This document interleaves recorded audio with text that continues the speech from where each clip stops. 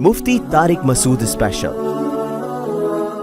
एतिकाफ़ वालों के लिए कुछ मामूलात तजवीज़ फरमा दें। किन किन चीज़ों से एतिकाफ़ टूट जाता है? अगर एतिकाफ़ की हालत में इत्लाम हो जाए तो क्या करें? एतिकाफ़ की हालत में अगर गर्मी और पसीना की वजह से नहाना मजबूरी हो जाए तो इसकी इजाज़त है या नहीं? अगर कोई ज़रूरी काम हो तो एतिकाफ़ से पहले नियत कर सकते हैं कि मैं फ़लाँ काम के लिए मस्जिद से बाहर जाऊँगा। मोतकफ़ अगर कंघी करे, हाथ धोए, बुरुश करे तो क्या मस्जिद से बाहर जा सकता है? मोतकफ़ खाना खाने, इफ्तारी करने, खरीदने बाज़ार जा सकता है। गलती से घर या भूले से अगर मस्जिद से बाहर निकल जाए तो एतिकाफ़ टूट जाएगा। मस्जिद की आदाब के बारे में बयान फरमा दें। जिन लोगों को सिगरेट पीने की आदत हो वो एतिकाफ़ में क्या करें?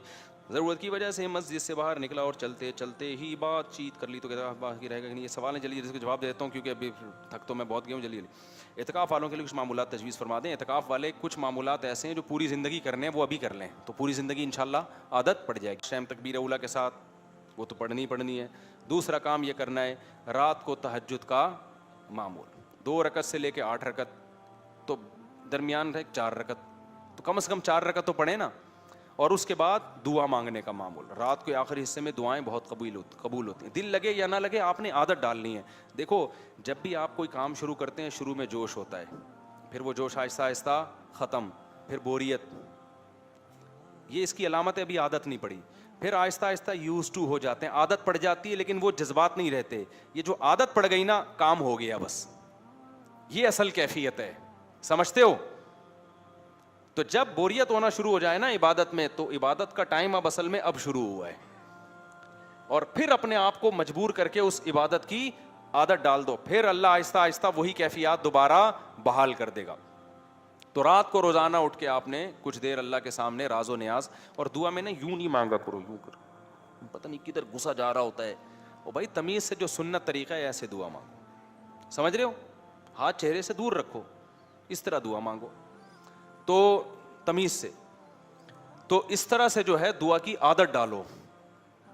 अल्लाह से वहशत इतनी है कि अल्लाह के सामने हाथ उठाने का दिल नहीं करता, अल्लाह से दुआ मांगने का दिल नहीं करता आज के मुसलमानों को। तो वहशत है ना, इस वहशत को दूर करो, आदत डालो इसकी दुआ मांगने की। दूसरा काम क्या? एक काम तो तहज्जुद हो गया, दूसरा काम दुआ, तीसरा काम सुबह और शाम की तस्बीहात की पाबंदी। 100 दफ़ा दुरूद शरीफ, कोई भी जो आपको आसान लगे, 100 दफ़ा इस्तिग़फ़ार, कोई सा भी जो आपको आसान लगे, कुछ नहीं तो अस्तग़फ़िरुल्लाह पढ़ लो, और 100 दफ़ा तीसरा कलमा या चौथा कलमा, जिससे आपको मुनासबत हो। तीसरा कलमा सुभान अल्हम्दुलिल्लाह वला इलाहा इल्लल्लाह वल्लाहु अकबर, और चौथा कलमा ला इलाहा इल्लल्लाह वहदहु ला शरीका लहु लहुल मुल्क व लहुल हम्द व हुवा अला कुल्लि शैइन क़दीर। ये पढ़ लो, कुछ नहीं तो सिर्फ ला इलाहा इल्लल्लाह पढ़ लो। क्या पढ़ लो? कम से कम 100 दफ़ा सुबह और 100 दफ़ा शाम। जिंदगी भर का मामूल बनाओ इसको। एतिकाफ में तो आदत डालो सबसे पहले। और अगर 100 दफ़ा दुरूद शरीफ, 100 दफ़ा इस्तिग़फ़ार मुश्किल लग रहा है तो 10 दफ़ा दुरूद शरीफ, 10 दफ़ा इस्तिग़फ़ार, और फिर 100 दफ़ा ला इलाहा इल्लल्लाह या सुभानअल्लाहि वल्हम्दुलिल्लाह। समझते हो कि नहीं समझते? ये जिंदगी भर के लिए मामूल बनाओ। तीसरा काम, ये 3 नंबर हो गए ना। चौथा काम, रोजाना कम से कम 1 पारा तिलावत। वैसे तो एतिकाफ में ज़्यादा करना चाहिए, लेकिन मैं ऐसा पैकेज बता रहा हूँ ना जो पूरी ज़िंदगी जिस पर अमल हो सके। कम से कम कितना? 1 पारा। जो कुरान पढ़ते हुए अटकते बहुत हैं, बहुत देर लगती है, तो वो टाइम फिक्स कर लें कि कम से कम हमने आधा घंटा तिलावत करनी है। आधा मुश्किल लग रहा है तो 20 मिनट। नबी सल्लल्लाहु अलैहि वसल्लम को वो अमल जो थोड़ा हो लेकिन कंटिन्यू हो, वो ज़्यादा पसंद था उस अमल से जो बहुत ज़्यादा हो लेकिन कंटिन्यू ना हो। तो आप 20 मिनट कर लें, आप 15 मिनट तिलावत कर लें, लेकिन डेली पाबंदी से, छोड़नी नहीं है फिर उसको। बेहतर तो है कि आधा घंटा करें कम से कम। समझते हो? अच्छा, कितने काम हो गए? 4 काम हो गए। 5वां काम आपने क्या करना है कि जब तक एतिकाफ में है, रमज़ान में है, तरावी तकबीर उला से पढ़ें। इसमें सुस्ती का ना हो। बैठे होते हैं वहाँ, कोई वहाँ पड़ा हुआ होता है, कोई उधर कलाबाजी खा रहा होता है, कोई जैसे इमाम रुकू में जाता है भागते हुए आते हैं। तो तमीज़ से पढ़ लो यार, थोड़े दिन तो हैं आपको, कौन सा कोई भागे जा रहे हो। और एक और अहम बात ये कि जिन लोगों की तजवीद ठीक नहीं है, कुरान पढ़ना नहीं आता, तो यहाँ मौलाना सफ़ी साहब हैं, हमारे शागिर्द हैं, मुफ्ती भी हैं माशाल्लाह। उनको मजहबी उमूर का वज़ीर बनाया है मैंने। वो विफाकी मजहबी उमूर समझ लें आप, वज़ीर। تو وہ اعتکاف والوں کے لیے. تو جتنے مسائل پوچھنے ان سے پوچھ لیں آپ, اور اللہ بھلا کرے آپ کا, ان سے تجوید بھی سیکھ لیں. وہ قاریوں کو متعین کر دیں گے جن کو تجوید آتی ہے. تو ڈولیاں وہ جو ہے نا وہ کیا کہتے ہیں, ٹولیاں وہ ٹولیاں بنا کے بیٹھیں گے.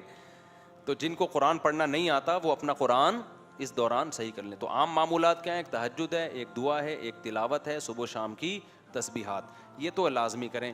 پھر کچھ غریبیاں ہیں, اشراق کی بھی عادت ڈال لیں, نہیں تو کم از کم اعتکاف میں تو پڑھیں نا. زندگی بھر کی عادت ڈالیں تو بہت اچھی بات ہے. اسی طرح پھر مغرب کے بعد نبی کا معمول تھا 6 رکعت پڑھنے کا, 2 سنت مؤکدہ, پھر 2 نفل, پھر 2 نفل. تو یہ معمولات بھی کر لیں. عام دنوں میں مشکل ہے تو کم از کم اعتکاف میں کر لیں. لیکن وہ جو پہلے والے معمولات ہیں وہ تو کوشش کریں زندگی بھر کے لیے بنا لیں. سمجھتا ہے کہ نہیں سمجھتا؟ اب میں جلدی مسائل بتاتا ہوں کن چیزوں سے اعتکاف ٹوٹ جاتا ہے. اعتکاف 2 چیزوں سے ٹوٹتا ہے, یا تو روزہ ٹوٹ گیا آپ کا, یا آپ مسجد سے بلا ضرورت باہر نکل گئے. ضرورت کیا ہے؟ صرف وضو کے لیے جا سکتے ہیں. غسل فرض ہو جائے تو فرض غسل کے لیے جا سکتے ہیں, بیت الخلاء کے لیے جا سکتے ہیں, اور اگر کھانا لینے جانا چاہتے ہیں تو کھانا لے جانے کے لیے بھی جا سکتے ہیں, کھانا کھانے کے لیے بھی جا سکتے ہیں. سمجھتے ہو؟ کھانا کھانے جانا ہے جی, کھانا, اب تو یہاں کھانا آ رہا ہے, آپ کو ضرورت کیا کھانا کھانے کے لیے باہر جانے کی. لیکن اگر کسی کا نہیں ہے, کوئی کھچڑی کھانی ہے, اس نے یہاں نہیں مل رہی اس کو کھچڑی, پیٹ خراب ہو رہا ہے, تو وہ باہر بھی جا سکتا ہے. کسی بھی جب ضرورت کے لیے جائیں, جو میں نے ان ضرورتیں بیان کی ہیں, تو اس میں چلتے چلتے بات چیت بھی ہو سکتی ہے, رکنا نہیں ہے. سمجھتے ہو؟ رکنا نہیں. چلنے کے دوران جو بات ہو گئی تو ٹھیک ہے. بیت الخلاء گئے, رش لگا ہوا ہے, بندہ آ ہی نہیں رہا, پولیس بلوا کے بھی دیکھ لی, نہیں نکل رہا, تو آپ کھڑے رہیں, اس سے آپ کا اعتکاف نہیں ٹوٹے گا, چونکہ وہ ٹائم انتظار میں گزر رہا ہے. تو اس دوران بات چیت بھی کر سکتے ہیں. بات چیت کی وجہ سے نہیں ٹھہرے ہوئے آپ, ٹھہرنے کی وجہ سے بات چیت کر رہے ہیں. واش روم مسجد کے اجتماعی ہوتے ہیں, ایک واش روم ہے آپ کو نہیں سمجھ میں آ رہا یار یہ گندا واش روم ہے, دوسرا صاف ہے. ہوتا ہے بعض دفعہ اجتماعی جب نظم ہوتا ہے تو اس میں کچھ اونچ نیچ ہو جاتی ہے, تو آپ کا وہاں نہیں جانے کا موڈ ہو رہا آپ کا, تو آپ ٹھیک ہے, یہ بھی ایک شرعی مجبوری ہے. تو آپ کہیں نہیں بھائی میں اسی واش روم میں جاؤں گا, یہاں سے جب بندہ آئے گا تو میں جاؤں گا, ورنہ اس والے میں نہیں. بعض لوگ اس کا کموڈ کا استعمال کرتے ہیں, بعض دوسرے واش روم استعمال کرتے, تو یہ سب ضرورت میں داخل ہیں. مسئلہ یہ ہوتا ہے افطاری کر کے لوگ فوراً ہاتھ دھونے کے لیے وضو خانے میں چلے جاتے ہیں, تو ان کا اعتکاف ختم ہو جاتا ہے, کیونکہ ہاتھ دھونے کے لیے جانا کوئی شرعی ضرورت بولو نہیں ہے. ہاں آپ افطاری کر کے وضو کے لیے گئے, اسی دوران ہاتھ بھی دھو لیا آپ نے تو ٹھیک ہے. اسپیشل ٹوتھ برش یا ٹوتھ پیسٹ کرنے کے لیے آپ مسجد سے باہر نکلے, اعتکاف ٹوٹ جائے گا. نکلے وضو کے لیے, ہاتھ دھوئے, کلی کی, اس میں پھر برش بھی کر لیا تو ٹھیک ہے, کیونکہ یہ وضو کا کیا بن گیا, یہ حصہ بن گیا نا. مسواک کی, برش کر لیا, ٹوتھ پیسٹ کر لیا, اب یہ وضو کا حصہ بن گیا. سمجھتے کوئی نہیں سمجھتے؟ وضو کے لیے گئے, وہاں کوئی بندہ بیٹھا ہوا ہے, آپ نے وہاں بیٹھنا ہے تو اس کے انتظار میں کھڑے ہو, تو اعتکاف نہیں ٹوٹے گا.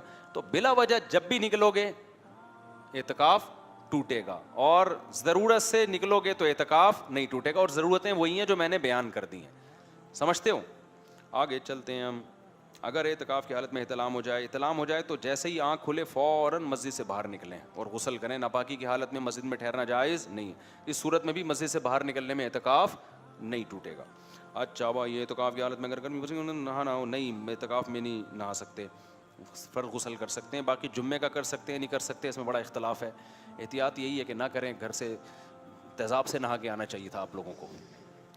باقی مسجدوں میں ایک انتظام یہ ہو رہا ہے, کیونکہ گرمی میں پھر وہ جسم چپچپا ہو جاتا ہے, تو مسجدوں میں ہی ایسا انتظام ہو رہا ہے آج کل کہ وہیں غسل ہو اور وہیں پانی مسجد کو خراب بھی نہ کرے, وہیں جمع ہو جائے. تو انتظامیہ سے ہم بھی گزارش کریں گے کوئی ایسا سسٹم بنا دیا جائے تاکہ غسل بھی ہو جائے اور مسجد سے باہر نکلنے کی نوبت بھی نہ آئے, اور مسجد خراب بھی نہ ہو غسل کی وجہ سے. ورنہ اتنا تو کر سکتے ہیں کہ سر دھو سکتے ہیں, سر باہر نکالیں اور پانی سے دھو دیں سر. پاؤں باہر نکالنے سے اعتکاف ٹوٹتا ہے, سر باہر نکالنے سے نہیں ٹوٹتا. اگر معتکف اگر قلی کرے, ہاتھ دھوئے, برش کرے, اس کے لیے مسجد سے باہر نکلے, نہیں نکل سکتا. معتکف کھانا افطاری خریدنے بازار جا سکتا ہے. غلطی سے اگر یا بھولے سے اگر مسجد سے نکل جائے تو اعتکاف ٹوٹ جائے گا. جی ہاں ٹوٹ جائے گا. حدیث میں آتا ہے میری امت پر خطا اور بھول معاف کر دیا گیا ہے. تو مطلب یہ کہ خطا سے یا بھولے سے کوئی کام ہو تو اس کا گناہ نہیں ملتا, یہ مطلب ہے اس حدیث کا. یہ مطلب نہیں ہے کہ اس کے جو شرعی حکام ہیں وہی نہیں متوجہ ہوتے. صرف روزے کے بارے میں حدیث میں کہ بھولے سے کھانے سے نہیں ٹوٹتا, باقی جتنی بھی جنایات ہیں وہ بھولے سے بھی ٹوٹ جاتی ہیں, یعنی اس پہ سزا ملتی ہے دنیا کی, آخرت کی نہیں, اور غلطی سے بھی. تو اگر آپ بھولے سے نکل گئے مسجد سے باہر کہ یاد ہی نہیں تھا کہ میں اعتکاف میں آیا ہوا ہوں, تو اعتکاف کیا ہو جائے گا, ٹوٹ جائے گا.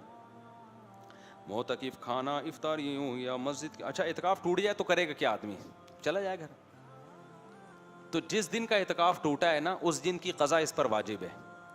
تو اگلے مسجد میں آ جائے اور پھر کیا کرے, مغرب سے پہلے نیت کر لے کہ کل جو میرا آج جو اعتکاف ٹوٹا تھا یا کل رات جو ٹوٹا تھا تو میں نیت کرتا ہوں اس کی ایک دن کی قضا کر رہا ہوں, اور پھر مغرب کے بعد اس قضا کی نیت سے بیٹھ جائے, 24 گھنٹے پورے کر لے, وہ قضا کیا ہو جائے گی, کیونکہ جس دن ٹوٹتا ہے نا اسی دن کی قضا واجب ہوتی ہے. تو ایک دن کی قضا اس پر کیا ہو جائے گی, واجب ہو جائے گی.